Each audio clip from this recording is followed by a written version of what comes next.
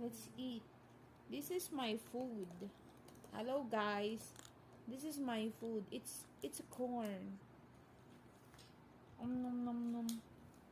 Then the next one is egg and hot dogs. This one. Hot dog.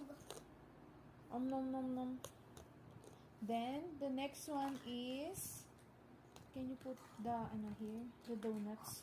Oh guys, look! I have donuts. Do not eat first, mommy. Why? Because you eat first the lunch. I already ate the lunch. But you always eat all. Oh, okay. What's this? It's a chicken. chicken. Look guys, it's a chicken.